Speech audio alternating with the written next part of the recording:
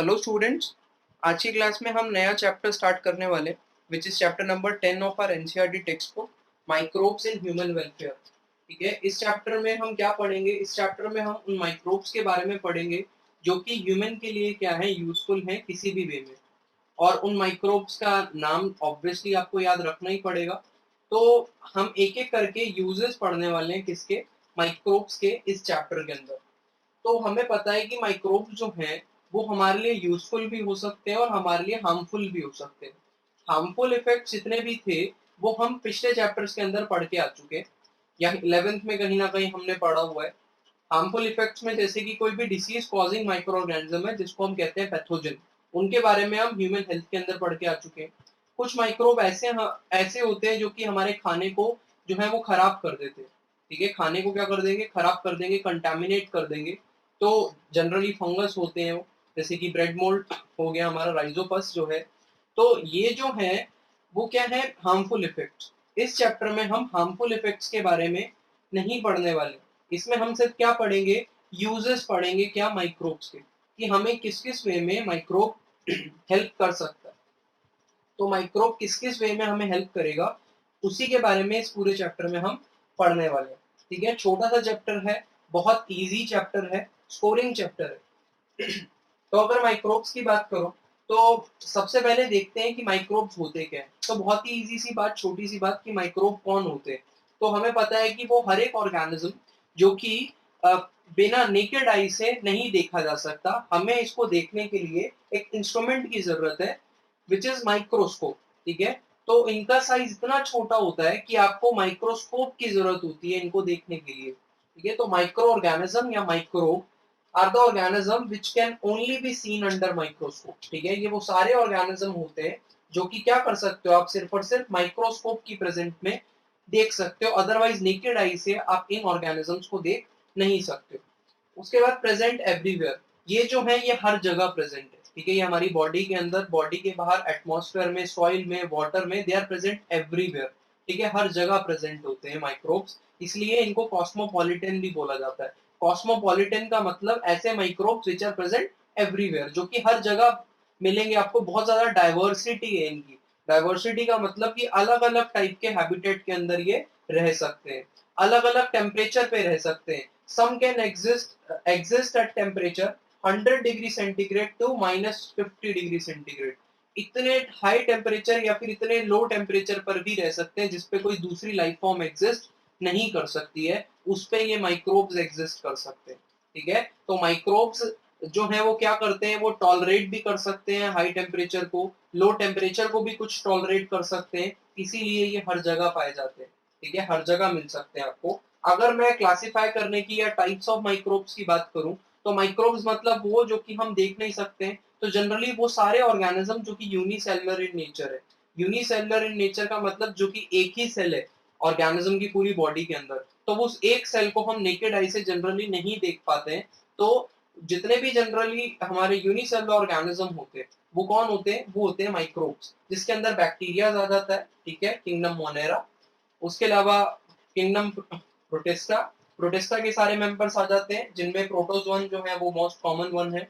उसके अलावा fungi, fungi जो है वो मल्टी सेलुलर भी होती है, यूनिसेलुलर भी हो सकती है फंजाई। फॉर एग्जांपल यीस्ट, जो यीस्ट होती है सैक्रोमाइसीस, जो फंगस का एग्जांपल है, 11th क्लास में हमने पढ़ा हुआ है, वो यूनिसेलुलर भी होती है। बाकी जितनी भी फंगस होती हैं, इनके जो स्पोर्स होते हैं वो हवा में हर जगह प्रेजेंट होते हैं। The spores are present everywhere, हर जगह प्रेजेंट है स्पोर्स। इसी वजह से अगर आप ब्रेड या फिर कोई भी अपनी रोटी वगैरह बाहर छोड़ देते हो, तो थोड़ी देर के बाद उस पर फंगस आ जाती है। तो फंगस कहाँ से आई, जिसका मतलब एटमॉस्फेयर में फंगस के स्पोर्स हर जगह घूम रहे हैं। तो ये फंगस जो है स्पोर्स की फॉर्म में हर जगह प्रेजेंट है। ठीक है, तो माइक्रोब जो है वो डायरेक्टली फंगस भी हो सकती है, या फंगस के स्पोर भी जो है वो भी जो है वो क्या हो सकते हैं, माइक्रोस्कोपिक हो सकते हैं। देन सर्टेन एल्गे, सारी एल्गे नहीं, बहुत ही कम एल्गे, ठीक है, जो कि क्या होगी, माइक्रोस्कोपिक होंगी, उनको आप माइक्रोब्स में काउंट कर सकते हो। वायरसेस आर माइक्रोस्कोपिक, वायरसेस तो क्या होते हैं, बैक्टीरिया से भी छोटे होते हैं, तो वायरसेस आर माइक्रोस्कोपिक। वायरस का एक कॉमन एग्जांपल जो हमने देखा है बैक्टीरियोफेज, वो भी माइक्रोस्कोपिक है। बैक्टीरियोफेज क्या होता है, आप 6 चैप्टर से जानते आ रहे हो। बैक्टीरियोफेज मतलब वो वायरस जो कि बैक्टीरिया को इन्फेक्ट कर दे। ठीक है, तो बैक्टीरिया को इन्फेक्ट करने वाले वायरसेस को हम बोलते हैं बैक्टीरियोफेज। तो वायरसेस भी क्या होते हैं, माइक्रोस्कोपिक, आप देख नहीं सकते हो नेकेड आई से। देन वायरॉइड्स, वायरॉइड्स क्या है, ये हमने 11th क्लास में पढ़े हुए हैं, वायरॉइड्स और उसके अलावा प्रायंस भी। वायरॉइड्स वो ऑर्गेनिज्म हैं जो कि वायरसेस से भी ज्यादा छोटे। वायरस के पास एक कोट होता है और एक जेनेटिक मटेरियल होता है, वायरॉइड्स के पास सिर्फ जेनेटिक मटेरियल है। सिर्फ क्या है, जेनेटिक मटेरियल, प्रोटीन का कोट नहीं है। तो वायरॉइड्स वायरसेस से भी ज्यादा छोटे होते हैं। उसके अलावा प्रायंस, प्रायंस भी क्या है, प्रायंस भी प्रोटीन है, prions are just protein particles. इनके पास सिर्फ क्या प्रेजेंट है, there is no genetic material, सिर्फ प्रोटीन है इसके पास। और ये जो है क्या कर सकता है, ये जो है डिसीजेस कॉज करता है हमारी बॉडी के अंदर, बट स्टिल हम इसको क्या करेंगे, माइक्रोब्स में काउंट कर सकते हैं। तो जनरली ये कैटेगरीज हैं जिनको आप माइक्रोब्स या फिर माइक्रो ऑर्गेनिजम्स के अंदर काउंट कर सकते हो। अब माइक्रोब्स में आपको पहले ही बता चुका हूं कि सिर्फ हार्मफुल नहीं होते हैं हमारे लिए, यूजफुल भी होते हैं, ठीक है। और इसीलिए इनके यूज की वजह से हम बैक्टीरिया और फंगस, कुछ बैक्टीरियाज और फंगस लाइक जो माइक्रोब्स हैं, इनको हम ग्रो भी करा सकते हैं, ठीक है। अगर आप बायोलॉजी लैब में जाओगे तो आपको शायद दिख भी जाए कि पेट्री प्लेट्स या पेट्री डिश के ऊपर न्यूट्रिटिव मीडियम हमने रखा होता है, छोटी छोटी ट्रेज होती हैं पेट्री प्लेट्स, उनके ऊपर न्यूट्रिटिव मीडियम डाल के आप क्या कर सकते हो, बैक्टीरिया की कॉलोनीज को ग्रो करवा सकते हो। तो आपको पेट्री प्लेट्स दिख जाएंगी वो, जो कि जिनके ऊपर क्या ग्रो कर रही होगी, कॉलोनी ग्रो कर रही होगी एक पर्टिकुलर टाइप के बैक्टीरिया की, ठीक है। तो कॉलोनी ग्रो कर रही होगी। सिमिलरली आप फंगस भी क्या कर सकते हो, न्यूट्रिटिव मीडियम पे क्या कर सकते हो, ग्रो कर सकते हो। आपको सिर्फ एक ट्रे चाहिए, उस ट्रे में न्यूट्रिटिव मीडियम होना चाहिए, मतलब न्यूट्रिशन होना चाहिए, किसके लिए, इस बैक्टीरिया या फंगस के ग्रो करने के लिए। और आप बस हल्का सा बैक्टीरिया उसके ऊपर डाल दो, अलग अलग जगह पे टच करा दो, तो क्या होगा, जिस जिस जगह पे आपने बैक्टीरिया रखा है वहां पे कॉलोनी बन जाएगी। क्योंकि हमें पता है बैक्टीरिया जो है रिप्रोड्यूस कर सकता है, फंगस जो है रिप्रोड्यूस कर सकते हैं और बहुत फास्ट रिप्रोड्यूस कर सकते हैं। तो वो रिप्रोड्यूस कर करके कॉलोनीज बना लेंगे अपनी, ठीक है। कॉलोनीज मतलब अपने ग्रुप्स बना लेंगे उसके ऊपर। तो अब ये जो पेट्री प्लेट है, आपको कभी भी ये बैक्टीरिया के बारे में स्टडी करना है या इस बैक्टीरिया का आपको यूज करना है, तो फटाफट से लैब में से प्लेट आपने निकाली, इसको खोला, उसमें से आपने इसको बैक्टीरिया को निकाला और उसको स्लाइड पे रख के अगर आपको उसका स्ट्रक्चर देखना है तो स्ट्रक्चर देख सकते हो, या फिर उसको अगर यूज करना है तो आप किसी वे में उसको यूज कर सकते हो। तो पेट्री प्लेट पे हम ग्रो भी करते हैं किसको, बैक्टीरियाज एंड फंगस को on nutritive medium. Nutritive medium तो ऑब्वियसली जरूरी है ना, न्यूट्रिशन मिलेगा तभी तो ग्रो करेंगे, अदरवाइज ऐसे कैसे ग्रो कर लो, ठीक है। तो ग्रो, अब हम देखते हैं कि हमें इस चैप्टर में पूरा पढ़ना क्या है। जबकि हमने देख लिया है कि माइक्रोब्स क्या होते हैं, हमें पता था पहले से, ठीक है। टू बी ऑनेस्ट हमें पहले से पता था कि माइक्रोब्स क्या होते हैं, अभी तक हमने बहुत ज्यादा कुछ नया जाना नहीं है, ठीक है। आगे भी जो है हम सिर्फ नाम नए जानेंगे। बहुत इजी चैप्टर है, जो जो चीजें पढ़ेंगे वो सारी चीजें आपको समझ में आएंगी। बस एक बारी देख लेते हैं कि पढ़ना क्या है, कंपाइल कर लेते हैं हम सारी चीजों को कि चैप्टर में करना क्या है, हमें कहाँ तक चैप्टर खत्म हो जाएगा, किस पॉइंट तक। तो यूजेस ऑफ माइक्रोब्स पढ़ने हैं हमें पूरे चैप्टर के अंदर। बस पहली बता चुका हूँ, microbes in human welfare, human के अच्छे के लिए जो जो माइक्रोब्स यूज हो रहे हैं, बुराइयां हम नहीं पढ़ेंगे यहाँ पे, सिर्फ अच्छाइयां पढ़ने वाले हैं। तो यूजेस ऑफ माइक्रोब्स की अगर बात करें तो सबसे पहला यूज जो हम पढ़ेंगे वो पढ़ेंगे हाउस होल्ड प्रोडक्ट्स। आप घर के अंदर जो डेली प्रोडक्ट्स यूज कर रहे हो उसमें से कौन कौन से प्रोडक्ट्स हैं जिसमें माइक्रोब्स इन्वॉल्व है। ऐसे बहुत सारे प्रोडक्ट्स हैं जो कि आप यूज कर रहे हो और शायद आपको पता भी नहीं है कि उसके अंदर माइक्रोब्स का बहुत ज्यादा योगदान है, ठीक है। तो microbes in house hold product पढ़ेंगे सबसे पहले, और आज हम यही कवर कर लेंगे, हाउस होल्ड प्रोडक्ट्स। उसके अलावा इंडस्ट्रियल प्रोडक्ट्स क्या है, जिनके जो कि माइक्रोब्स हेल्प करते हैं। इंडस्ट्रियल प्रोडक्ट्स में आपकी ड्रिंक्स वगैरह आ जाती हैं, अल्कोहलिक ड्रिंक्स वगैरह, एंटीबायोटिक्स आ जाती हैं उसके अंदर, मेडिसिन वगैरह आ जाती हैं उसके अंदर, ठीक है। तो वो पढ़ेंगे हम इंडस्ट्रियल प्रोडक्ट्स को के अंदर, डिटेल के अंदर, कि कौन कौन से इंडस्ट्रियल प्रोडक्ट्स हैं जिसमें माइक्रो ऑर्गेनिज्म हेल्प करते हैं, और कौन से माइक्रो ऑर्गेनिज्म हेल्प कर रहे हैं कौन सा प्रोडक्ट बनाने में, वो भी पढ़ेंगे। देन सीवेज ट्रीटमेंट में माइक्रोब कैसे हेल्प कर रहा है, ठीक है। हमारे जो सीवेज जो रहता है, जो घरों से हाउस होल्ड सीवेज जो रहता है, म्युनिसिपल वेस्ट जिसे हम कहते हैं, उसमें से जो सीवेज का पानी है, जो फ्लूइड है, उसको डायरेक्टली आप नदियों में नहीं डाल सकते, तो आपको उसको पहले ट्रीट करना पड़ेगा, ठीक है। उन प्लांट्स को जहाँ पे वो ट्रीट होता है पानी नदियों में जाने से पहले, उसको हम कहते हैं सीवेज ट्रीटमेंट प्लांट। तो सीवेज ट्रीटमेंट प्लांट में कहाँ माइक्रोब्स का यूज है, वो पढ़ने के लिए हम पूरा plant STP, sewage treatment plant, पूरा पढ़ेंगे इस टॉपिक के अंदर। और ये बहुत इंपॉर्टेंट है, यहाँ से क्वेश्चन आता है सीवेज ट्रीटमेंट से। उसके बाद बायोगैस, ठीक है। बायोगैस में कौन सा माइक्रोब हेल्प करता है, कैसे हेल्प करता है, और थोड़ा बहुत बायोगैस प्लांट की कंस्ट्रक्शन वगैरह देखेंगे। बायोगैस आपको पहले से भी आता है तो ये टॉपिक यहाँ पे जल्दी खत्म हो जाएगा, बहुत बड़ी बात नहीं है यहाँ पे। उसके अलावा बायो कंट्रोल एजेंट की तरह कैसे यूज किया जा सकता है माइक्रोब को, बायो कंट्रोल एजेंट का मतलब क्या होता है, जब हम पढ़ेंगे तब भी पता चलेगा, अभी भी थोड़ा बहुत आइडिया ले लो। बायो कंट्रोल एजेंट का मतलब होता है कि अगर कभी भी क्रॉप के अंदर कोई पेस्ट आ गया, पेस्ट का मतलब कोई ऐसा अनवांटेड ऑर्गेनिज्म जो कि आपको नहीं चाहिए या जो आपकी क्रॉप को खराब कर रहा है, ठीक है, तो आप क्या करते हो जनरली, या फिर फार्मर जनरली क्या करते हैं, केमिकल पेस्टिसाइड्स का यूज करते हैं, जो कि आप बहुत अच्छे से जानते हो कि केमिकल पेस्टिसाइड्स अच्छे नहीं होते, दे आर नॉन बायोडिग्रेडेबल, और ये क्या कर सकते हैं, ये एक स्टेज के बाद जाने के बाद हो सकता है आपकी क्रॉप को भी नुकसान पहुंचाए, ठीक है, और पॉल्यूशन भी करते हैं, वो तो अलग ही बात है, ठीक है, और बॉडी पे भी हार्मफुल इफेक्ट्स डालते हैं। तो आप किसका यूज करते हो, आप बायो कंट्रोल एजेंट्स का यूज करते हो, मतलब ऐसे ऑर्गेनिज्म को आपने अपनी क्रॉप में इंट्रोड्यूस कर दिया जो कि उस ऑर्गेनिज्म पे फीड कर रहा है, ठीक है, जो कि क्या कर रहा है, जो कि पेस्ट को खा रहा है लेकिन आपकी क्रॉप को नहीं खा रहा, तो क्या होगा, तो आपके पेस्ट का अमाउंट अपने आप कम हो जाएगा, और आपने किसका यूज किया, बायोलॉजिकल एजेंट का, लिविंग ऑर्गेनिज्म का यूज किया आपने, और इसमें कोई भी हार्मफुल इफेक्ट नहीं पड़ेगा आपकी क्रॉप के ऊपर भी, और जो क्रॉप को यूज कर रहा है उसकी बॉडी के ऊपर, ठीक है। तो बायो कंट्रोल एजेंट में आप क्या करते हो, एक ऑर्गेनिज्म का यूज कर रहे हो किसी पेस्ट को कम करने के लिए अपनी फील्ड के अंदर, ठीक है, तो यह यूज होता है बिल्कुल हैबिटेट के बेसिस पे कि आपको पता होना चाहिए कौन सा ऑर्गेनिज्म जो है किस ऑर्गेनिज्म को खाता है, तो उस अकॉर्डिंगली आप उसको यूज कर सकते हो, वो डिटेल में पढ़ेंगे बायो कंट्रोल एजेंट्स में। तो जैसे नाम पता चल रहा है बायो कंट्रोल, बायोलॉजिकल ऑर्गेनिज्म या बायोलॉजिकल मेथड्स का यूज किया टू कंट्रोल द पेस्ट, ठीक है, तो bio control agents. Then bio fertilizers, bio fertilizers जो है आपको पहले भी थोड़ी बहुत नॉलेज है, यहाँ पे बस एक बार कंपाइल कर लेंगे बायो फर्टिलाइजर्स के बारे में कि ये फर्टिलिटी ऑफ सॉइल को कैसे इंक्रीज कर सकते हैं। तो यहाँ पे भी फर्टिलाइजर्स दो तरीके के हो सकते हैं, केमिकल फर्टिलाइजर्स हो सकते हैं यहाँ पे, या फिर बायो फर्टिलाइजर हो सकता है, तो चूज करने को दिया जाए तो ऑब्वियसली आपको बायो फर्टिलाइजर ही चूज करना है, क्योंकि बायो फर्टिलाइजर जो है हार्मफुल इफेक्ट नहीं है इसका कोई भी, ठीक है। तो बायो फर्टिलाइजर्स का मतलब those biological agents या treatments which can increase the fertility of the soil, जो कि सॉइल की फर्टिलिटी को क्या कर सकते हैं, इंक्रीज कर सकते हैं। जब ये पढ़ेंगे तो थोड़ा डिस्कस करेंगे कि फर्टिलिटी ऑफ सॉइल का मतलब क्या है, और फर्टिलिटी ऑफ सॉइल कैसे इंक्रीज होती है और किस वे में इंक्रीज हो सकती है, तो वो सारी चीजें हम डिस्कस करेंगे यहाँ पे। तो ये 6 पॉइंट्स हमें इस पूरे चैप्टर में डिटेल में डिस्कस करने हैं। जैसे ये 6 पॉइंट्स खत्म हो जाएंगे चैप्टर खत्म हो जाएगा, ठीक है। तो सबसे पहले हाउसहोल्ड इफेक्ट, हाउसहोल्ड प्रोडक्ट्स में यूजेस, इंडस्ट्रियल प्रोडक्ट्स में uses, sewage treatment plant, biogas plant, bio control agent, bio fertilizers, ये टॉपिक्स खत्म करने के बाद चैप्टर खत्म हो जाएगा। आज की क्लास में हम पहला टॉपिक जो है खत्म कर लेंगे which is house hold products, कि हमारे घर के जितने भी प्रोडक्ट्स हैं जो डेली वेज यूज हम करते हैं घर के अंदर प्रोडक्ट्स, उसमें से कौन कौन से प्रोडक्ट्स हैं जिनमें माइक्रोब्स का डायरेक्टली और इनडायरेक्टली इन्वॉल्वमेंट है, ठीक है, और कौन से माइक्रोब्स हैं उनका साइंटिफिक नेम भी हमें पता होना चाहिए। तो हाउस होल्ड प्रोडक्ट्स देखते हैं। हाउस होल्ड प्रोडक्ट्स में सबसे पहले स्टडी करेंगे हम कर्ड के बारे में, ठीक है, जिसके बारे में आपको पहले से नॉलेज है, कोई नई बात नहीं है शायद, ये आपको पहले भी पता है कि कर्ड जो है वो दूध से दही बनता है, तो मिल्क कर्ड में कन्वर्ट होता है हमारा, ठीक है, so milk get converted into curd. अब कर्ड में जो मिल्क कन्वर्ट हो रहा है, ये क्यों कन्वर्ट हो रहा है, तो due to a bacteria which is LAB, इस बैक्टीरिया का नाम है लैक्टिक एसिड बैक्टीरिया, ठीक है, LAB की फुल फॉर्म क्या है, लैक्टिक एसिड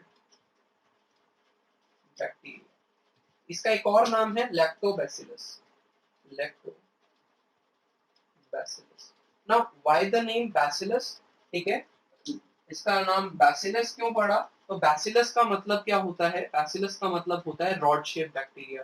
तो बैक्टीरिया के 11th क्लास में हम पढ़ के आ चुके हैं कि शेप्स के बेसिस पे बैक्टीरिया के अलग अलग नाम होते हैं, ठीक है, जैसे कि अगर बैसिलस बोलूं तो रॉड शेप, फोकस बोलूं तो आपका स्फेरिकल शेप, विब्रो बोलूं तो कॉमा शेप, तो रॉड शेप हो गया बैक्टीरिया, रॉड शेप हो गया, ठीक है, स्फेरिकल हो गया तो फोकस, देन कॉमा शेप भी रहता है बैक्टीरिया, कॉमा शेप हो गया बैक्टीरिया तो विब्रो, स्पाइरलम स्पाइरल शेप रहेगा स्पाइरलम, ठीक है, तो अलग अलग शेप्स रहती हैं आपके बैक्टीरिया की, ठीक है, बैक्टीरिया की शेप में हमें नहीं जाना है, 11th क्लास का टॉपिक था, क्वेश्चन आता तो वहां से आता है, यहाँ वो क्वेश्चन नहीं पूछा जाएगा। आपको सिर्फ ये याद रखना है कि कर्ड बनाने में जो माइक्रोब्स यूज होता है उस माइक्रोब का नाम है लैक्टोबैसिलस, इसको LAB के नाम से भी जानते हैं। What is the full form of LAB, lactic acid bacteria. As the name suggest, ये बैक्टीरिया क्या करेगा, ये बैक्टीरिया मिल्क के अंदर लैक्टिक एसिड की कंसंट्रेशन इंक्रीज कर देगा। अब लैक्टिक एसिड कंसंट्रेशन क्यों इंक्रीज हो रही है, जरा ध्यान से सुनना। मिल्क में जो प्रोटीन प्रेजेंट होता है, ठीक है, मिल्क में जो प्रोटीन प्रेजेंट होता है वो मिल्क के प्रोटीन को क्या करेगा, मिल्क के प्रोटीन को कोगुलेट करा देगा लैक्टिक एसिड। ठीक है, लैक्टिक एसिड क्या करेगा, मिल्क के प्रोटीन को कोगुलेट करा देगा। ठीक है, और कोगुलेट कराने के बाद, कोगुलेट का मतलब होता है प्रोटीन का इकट्ठा हो जाना। ठीक है, लेट्स से ये प्रोटीन है, ठीक है, ये प्रोटीन है, तो प्रोटीन एक जगह आके क्या हो जाएगा, इकट्ठा हो जाएगा, लंप बना लेगा। तो आपको जो फ्लूइड था, जो मिल्क जिसके अंदर प्रोटीन जो है चेन की फॉर्म में घूम रहा था, अब वो प्रोटीन जो है क्या हो गया है, इकट्ठा, कोगुलेट हो गया है। उस कोगुलेशन की वजह से क्या हो जाएगा, सॉलिडिफाई हो जाएगा मिल्क। ठीक है, मिल्क क्या हो जाएगा, सॉलिडिफाई। और क्यों होता है ऐसा, because lactic acid bacteria LAB partially digest the milk protein. क्या करता है lactic acid bacteria, milk protein को पार्शियली डाइजेस्ट कर देता है। और इस पार्शियल डाइजेशन की वजह से, ठीक है, और डाइजेशन के दौरान एक प्रोडक्ट भी बना रहा है ये लैक्टिक एसिड बैक्टीरिया, जिसका नाम क्या है, लैक्टिक एसिड। ठीक है, प्रोडक्ट का नाम क्या है, लैक्टिक एसिड। तो लैक्टिक एसिड भी बन रहा है जब ये मिल्क प्रोटीन का क्या कर रहा है, डाइजेशन। अब क्या होगा, ये मिल्क प्रोटीन कोगुलेट हो जाता है। कोगुलेट का मतलब होता है जमना, ठीक है, या इकट्ठा हो जाना। तो प्रोटीन कोगुलेशन का बेसिकली मतलब होता है प्रोटीन्स गेट कोगुलेटेड। ठीक है, और कोगुलेशन का और कॉमन एग्जांपल आपको क्या दिखता है, बिल्कुल एग के अंदर दिखता है। जब हम रॉ एग को तोड़ते हैं तो उसके अंदर से फ्लूइड निकलता है, एल्ब्यूमिन प्रोटीन हमको मिलता है उसके अंदर से, जो प्रोटीन है मेजरली। तो प्रोटीन मिला उसके अंदर से हमें, लेकिन जब हम उसको बॉईल कर देते हैं तो टेम्परेचर चेंज होने की वजह से क्या होता है, वो कोगुलेट हो जाता है। तो जब बॉइल्ड एग होता है, उसका जो प्रोटीन है वो सॉलिडिफाई हो चुका है। तो कैसे फ्लूइड से सॉलिड में कन्वर्ट हो गया, ये जादू कैसे हो रहा है, तो due to coagulation of protein. तो प्रोटीन कोगुलेशन होने की वजह से जो फ्लूइड है वो किस में कन्वर्ट हो चुका है, सॉलिड के अंदर। तो ये कैसे हो सकता है कोगुलेट प्रोटीन, तो प्रोटीन टेम्परेचर की वजह से कोगुलेट हो सकता है या पीएच की वजह से भी कोगुलेट हो सकता है। तो पीएच क्या होता है, अगर आप पीएच चेंज कर दो, एसिडिक कर दो मीडियम को, तब भी प्रोटीन्स क्या हो सकते हैं, कोगुलेट कर जाते हैं। यहाँ पे वही हो रहा है। यहाँ पे क्या होता है, लैक्टिक एसिड बैक्टीरिया जो आपके मिल्क में प्रेजेंट है, वो क्या करेगा, वो मिल्क की प्रोटीन को धीरे धीरे करके डाइजेस्ट करेगा। इस डाइजेशन के दौरान एक प्रोटीन बन रहा, एक प्रोडक्ट बन रहा है जिसका नाम है लैक्टिक एसिड। इस लैक्टिक एसिड की कंसंट्रेशन ज्यादा होने की वजह से जो प्रोटीन है वो क्या हो जाएगा, कोगुलेट कर जाएगा। और इसकी वजह से जो मिल्क है वो किसमें कन्वर्ट हो जाएगा, कर्ड के अंदर। ठीक है, तो मिल्क कर्ड के अंदर कन्वर्ट हुआ due to coagulation of milk protein. Milk protein का नाम भी मैं लिख देता हूं यहाँ पे, सेसिन। सेसिन प्रोटीन जो है वो क्या है, वो है milk protein. So milk protein का नाम आपको पता होना चाहिए, सेसिन प्रोटीन जो है वो क्या है, मिल्क प्रोटीन है। और ये जो मिल्क प्रोटीन है वो कोगुलेट कर जाता है। ठीक है, याद रखना, बच्चे कंफ्यूज हो जाते हैं, सर लैक्टोज था। लैक्टोज जो है वो एक शुगर है। तो अगर कोई पूछेगा आपसे कि मिल्क शुगर क्या होती है, तब आपका आंसर रहेगा लैक्टोज। ठीक है, और अगर आपसे कोई पूछेगा कि मिल्क प्रोटीन का नाम क्या है, तो आपका आंसर रहेगा सेसिन। ठीक है, तो casein is the milk protein, lactose is the milk sugar. यहाँ पे कर्ड कन्वर्ट होती है, मिल्क कर्ड में कन्वर्ट होता है due to coagulation of protein. ठीक है, which is casein not lactose. ठीक है, तो एमसीक्यू अगर आ जाएगा तो सेसिन आंसर रहेगा, लैक्टोज आंसर नहीं रहेगा। Be careful. तो lactic acid bacteria partially digest the milk protein, ठीक है, which cause the coagulation of proteins. ठीक है, आपको इतना याद रखना है, due to coagulation of protein the milk get converted into curd. अब क्यों कर रहे हैं हम ये इतनी सरदर्दी, क्यों कर्ड में कन्वर्ट कर रहे हैं, क्या सिर्फ टेस्ट में फर्क रहता है। टेस्ट में तो ऑब्वियसली आपको साफ साफ फर्क दिखता है कि कर्ड जो है थोड़ी खटास देती है टेस्ट में। ठीक है, उसका एक यूनिक टेस्ट है as compare to the milk. और वो टेस्ट, खट्टा जो टेस्ट आता है वो क्यों आता है, due to lactic acid obviously.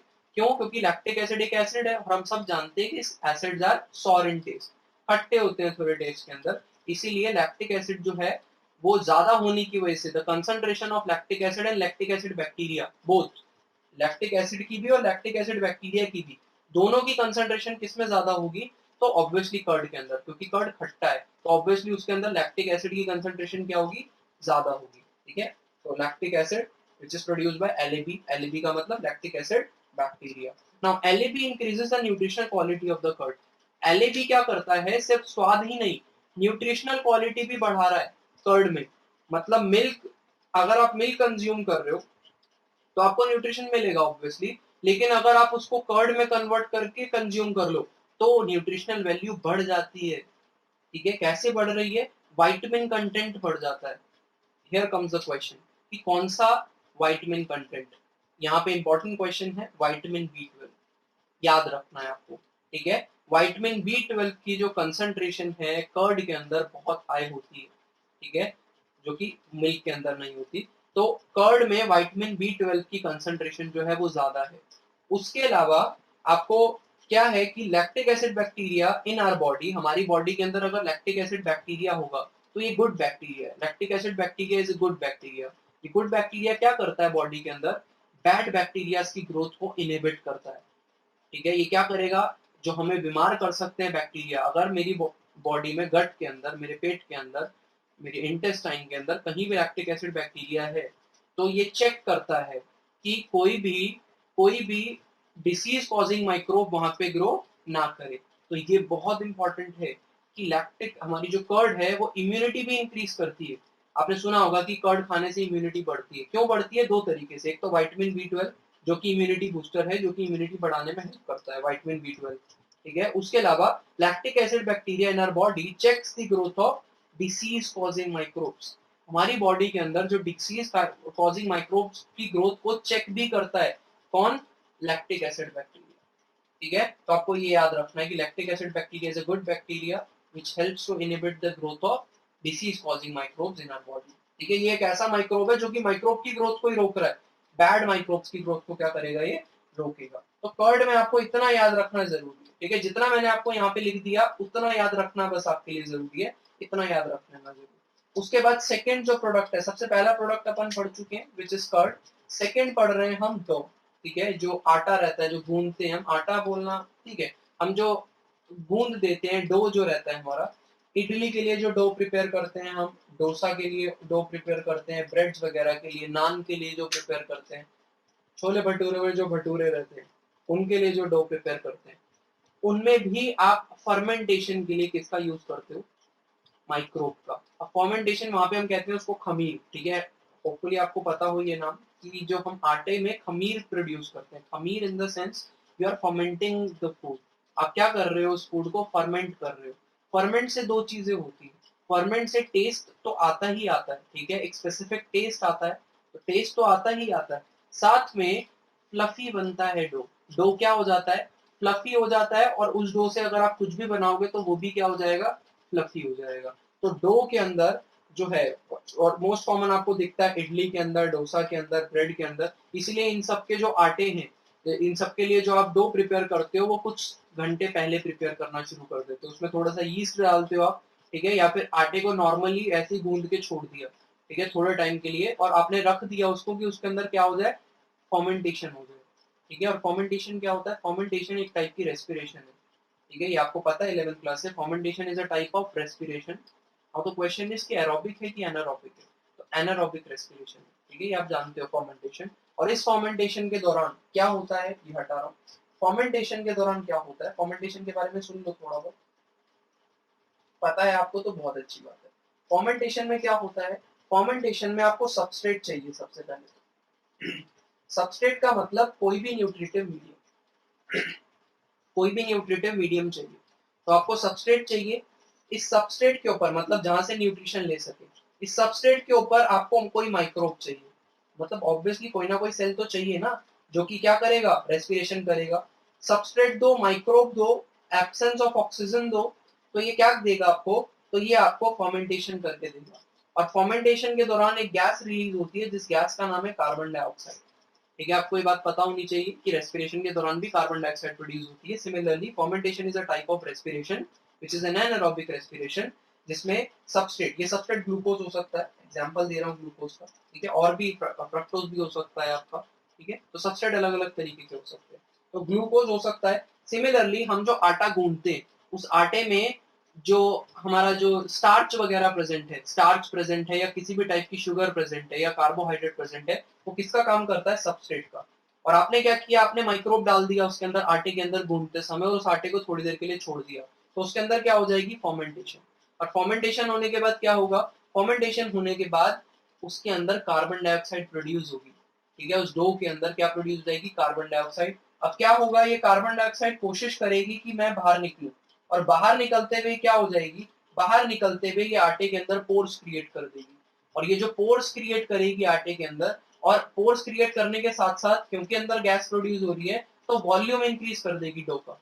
तो आप देखोगे कि फर्मेंटेशन होने से पहले और फर्मेंटेशन होने के बाद जो वॉल्यूम है किसका, डो का, वो वॉल्यूम इंक्रीज कर जाता है। क्यों करता है? क्योंकि गैस प्रोड्यूस हो रही है और क्योंकि वो पोर्स क्रिएट कर गई है, क्योंकि वो पोर्स क्रिएट कर गई है तो आपका जो डो है वो फ्लफी भी बनता है। ठीक है, तो बेकिंग में जनरली यूज किया जाता है बहुत ज्यादा फर्मेंटेशन का। ठीक है, यीस्ट का यूज करते हैं आप लोग, शायद आपको पता होगा, अभी देखेंगे। यीस्ट का यूज करते हैं हम क्या करने के लिए, फर्मेंटेशन करने के लिए बेकिंग के टाइम पे। ठीक है, केक्स वगैरह बनाने के लिए फर्मेंटेशन का यूज किया जाता है, ब्रेड बनाने के लिए। ब्रेड भी जब आप खरीद के लाते हो तो उसके अंदर पोर्स प्रेजेंट होते हैं। वो पोर्स क्यों है? वो ड्यू टू कार्बन डाइऑक्साइड है which is produced during fermentation, fermentation के दौरान बनती है। ठीक है, और फर्मेंटेशन क्या होती है? एक टाइप की रेस्टिलेशन। उसके अलावा अब रीड कर लेते हैं microbe for fermentation. Dough formation में इडली, डोसा, ब्रेड, ये सब बनाने में जो है आप यूज करते हो माइक्रोब्स को, किसके लिए? फर्मेंटेशन के लिए। देन अगर मैं बात करूं ब्रेड और बेकिंग में जो सबसे ज्यादा most common use micro organism है, उसका नाम है सैक्रोमाइसीस सर्वेसी।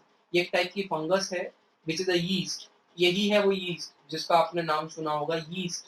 ठीक है, जो यीस्ट है वो यही है। और क्योंकि यहाँ पे ये बेकिंग में यूज हो रही है, ध्यान देना, यहाँ पे ये यीस्ट किस में यूज हो रही है? बेकिंग में यूज हो रही है। और जितने भी बेकर्स होते हैं अपनी बेकर्स इंडस्ट्री के अंदर, अपनी बेकरी के अंदर, ये यीस्ट उनके पास जरूर होती है और वो बहुत ज्यादा यूज करते हैं इस यीस्ट का, क्योंकि ये बहुत अच्छे अमाउंट में कार्बन डाइऑक्साइड प्रोड्यूस करती है और बेकिंग के लिए बिल्कुल सुटेबल है। इसीलिए इस यीस्ट को क्या बोलते हैं? Baker's yeast. क्या नाम है इस यीस्ट का? Baker's yeast. याद रखना, बहुत इंपॉर्टेंट है। ठीक है, क्या नाम है इस यीस्ट का? Baker's yeast. तो बेकर्स यीस्ट क्यों बोलते हैं इसको बेकर्स यीस्ट? क्योंकि ये फर्मेंटेशन करने के बाद क्या प्रोड्यूस करती है? Carbon dioxide. ठीक है, उसके अलावा एक और चीज प्रोड्यूस करती है, अल्कोहल। अगर आपको याद है तो अच्छी बात है, नहीं याद तो सिर्फ देख लो, अल्कोहल भी प्रोड्यूस होता है। ठीक है, तो दो चीजें मिलती हैं मेरे को जब मैं यीस्ट से फर्मेंटेशन कराता हूँ। इसको हम अल्कोहलिक फर्मेंटेशन बोलते हैं, अल्कोहल रिलीज होती है। ठीक है, दूसरी कार्बन डाइऑक्साइड रिलीज होती है। लेकिन यहाँ पे किस किस बाय प्रोडक्ट का यूज हो रहा है? फर्मेंटेशन के किस बाय प्रोडक्ट का यूज हो रहा है बेकिंग में? कार्बन डाइऑक्साइड का। ठीक है, तो याद रखना कि बेकरसीज बोलते हैं हम सैक्रोमाइसिस सर्वेसी को। क्यों? क्योंकि ये क्या प्रोड्यूस कर रही है? Carbon dioxide. ठीक है, so the product by product of fermentation which is used in baking is carbon dioxide. Carbon dioxide use हो रही है। उसके अलावा और भी तो माइक्रोब होंगे जो कि फर्मेंटेशन करने के बाद हमें हेल्प कर रहे हैं। क्या सिर्फ बेकर सीड्स है? बेकर सीड्स का नाम सबसे ज्यादा आता है और आपके पक्का एग्जाम के अंदर किसी एक ना एक क्वेश्चन का आंसर सैक्रोमाइसिस सर्वेसी होगा ही होगा, क्योंकि आगे भी हम पढ़ेंगे सैक्रोमाइसिस सर्वेसी में, आगे भी यूज है इसका इंडस्ट्रियल प्रोडक्ट्स में। तो इसके अलावा भी कोई माइक्रोब होता है क्या जो कि हमें बेकिंग में हेल्प करता है या फिर हमें ये सब बनाने में हेल्प करेगा? बिल्कुल। तो बैक्टीरिया की स्पीशीज होती है कुछ। तो these are the bacteria leuconostoc and streptococcus. These are the species of bacteria जो कि क्या करती हैं, जो कि फर्मेंटेशन कर सकती हैं और फर्मेंटेशन में हम इनको यूज करते हैं। ठीक है, बट जो क्वेश्चन जनरली आता है वो आता है सैक्रोमाइसिस सर्वेसी से। ये भी आपके नोट्स में नाम जरूर होना चाहिए। तो हमने दो टाइप के प्रोडक्ट्स यहाँ पे पढ़ लिए। पहला हाउस होल्ड प्रोडक्ट पढ़ा कर्ड, उसके उसमें एलएबी के बारे में पढ़ा। दूसरा हाउस होल्ड प्रोडक्ट पढ़ा हमने डो, जो डो वगैरह प्रिपेयर करते हैं बेकिंग में। तो बेकर सीड्स के बारे में आपको याद रखना है, यहाँ पे बेकर सीड्स नहीं भूलनी है, यहाँ पे आपको एलएबी नहीं भूलना है। अब इसके बाद कौन कौन से प्रोडक्ट है वो बताता हूँ। ये हटाना पड़ेगा, इसको हटाना। ठीक है,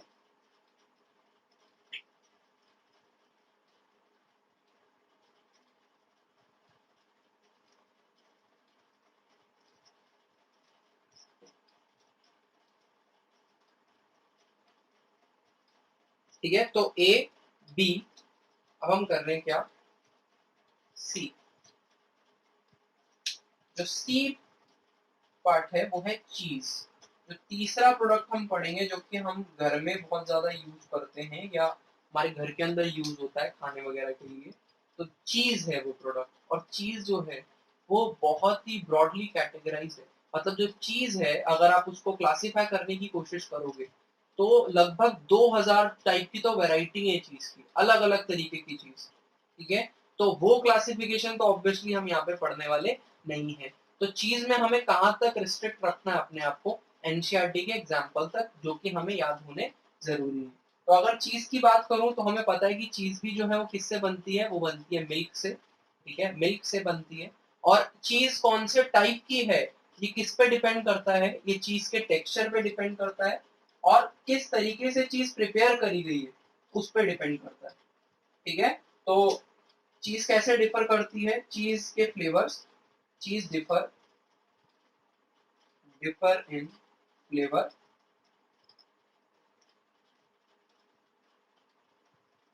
test,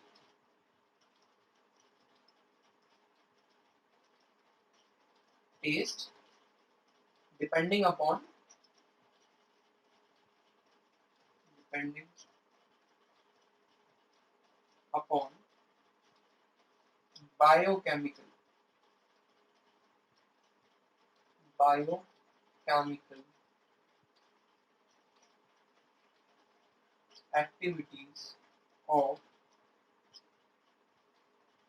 microbe used to make cheese। ठीक है, तो कैसे इतनी सारी वैरायटी ऑफ चीज किस बेसिस पे है, किस बेसिस पे है, तो फ्लेवर और टेस्ट के बेसिस पे तो है ही, ऑब्वियसली कलर अलग होगा, टेस्ट अलग होगा, फ्लेवर, लेकिन फ्लेवर और टेस्ट क्यों अलग है इन सबका, और कलर भी क्यों अलग है, क्योंकि ये दोनों डिपेंड करते हैं किसके ऊपर, biochemical activities of the microbe, कि आपने चीज बनाने में कौन से टाइप का माइक्रोब यूज किया है, अब वो माइक्रोब कौन से टाइप की रिएक्शन कर रहा है, कैसे टाइप की उसकी केमिकल रिएक्शंस हैं जो कि चेंज कर रही है मिल्क को चीज बनाने के लिए, तो उसी अकॉर्डिंगली फ्लेवर, टेस्ट और इवन अपीयरेंस भी चीज की क्या होती है, अलग अलग होती है, उसी बेसिस पे आपने चीज के नाम भी क्या रखे हैं, अलग अलग रखे हैं। और बहुत ज्यादा ब्रॉड कैटेगरी है चीज की, अगर आप पढ़ने जाओगे तो बहुत सारे टाइप की चीज होती है, शायद आपको पता भी हो। हमें कौन सा टाइप की पढ़नी है, हमें पढ़नी है सबसे पहले टाइप की चीज जो कि है स्विस चीज, स्विस चीज। ठीक है, ये जो स्विस चीज है ये है टॉम एंड जेरी वाली चीज। ठीक है, वो टॉम एंड जेरी में जो जेरी है जो चीज लेके भागता रहता है, जो कि चीज के अंदर बड़े बड़े होल्स होते हैं एकदम, और जिस चीज के अंदर घुस जाता है, कभी एक होल से घुसता है दूसरे होल से निकल जाता है, उसी चीज के अंदर बेड लगा के लेट भी जाता है। तो वो जो चीज है जिसके अंदर बड़े बड़े से होल्स प्रेजेंट है, येलो कलर का उसका कैरेक्टरिस्टिक जो है कलर है, तो वो जो चीज है उसका नाम है स्विस चीज। ठीक है, जो कि आपके एनसीईआरटी में भी दी हुई है स्विस चीज, इसके बारे में आपको पता होना चाहिए। सबसे पहला क्वेश्चन आता है स्विस चीज से कि इसके बड़े बड़े होल्स क्यों हैं। ठीक है, तो आपको ऑब्वियसली पता होगा होल्स क्यों आते हैं किसी भी प्रोडक्ट में, माइक्रोब की वजह से होल क्यों आएंगे, क्यों होल्स क्रिएट हो जाएंगे, तो किस वजह से क्रिएट होंगे, तो large holes, due to large holes, holes due to CO2 production. ठीक है, लार्ज होल्स क्रिएट हो रहे हैं किसकी वजह से, CO2 प्रोडक्शन, और बहुत ज्यादा बड़े होल हैं क्योंकि ज्यादा CO2 प्रोड्यूस हो रहा है। और कौन सा माइक्रोब है, दूसरी बात आपको ये याद रखनी है, तो माइक्रोब का नाम है प्रोपियोनी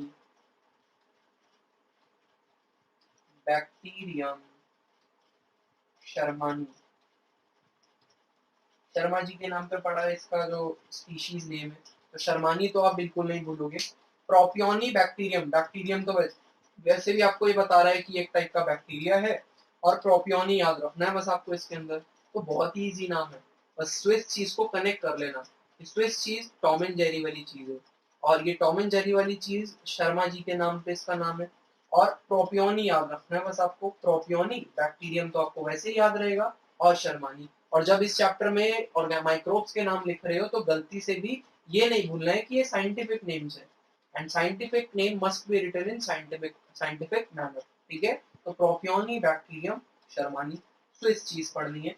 इसके अलावा जो चीज चीज आपको पढ़नी है वो है रॉकफोर्ट चीज, Rockfort.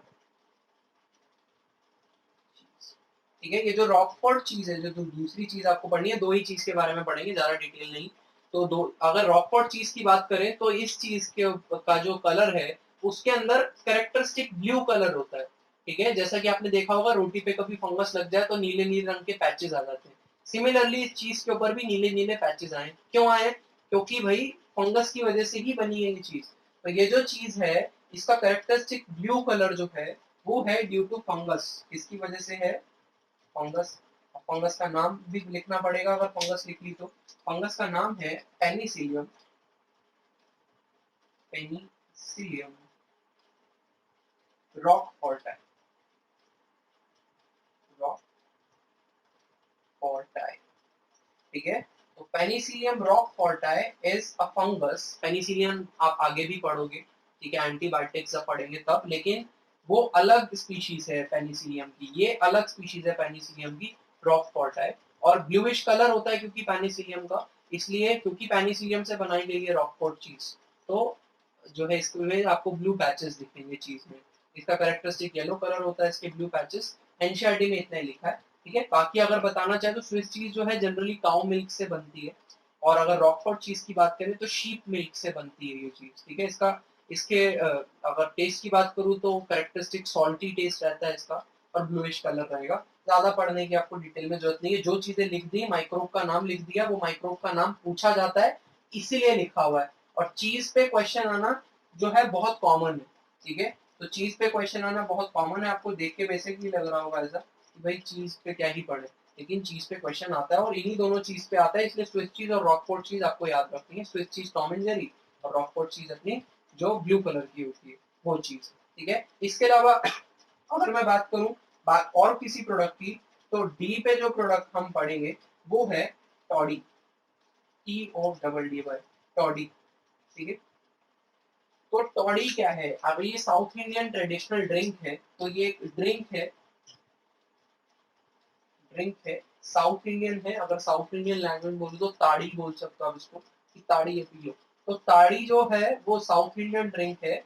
It is produced by fermentation, fermentation fermentation करिए तो ऑब्वियसली माइक्रोब का यूज किया होगा, ये अंडरस्टूड सी बात है। Fermentation of SAP of palm, palm tree.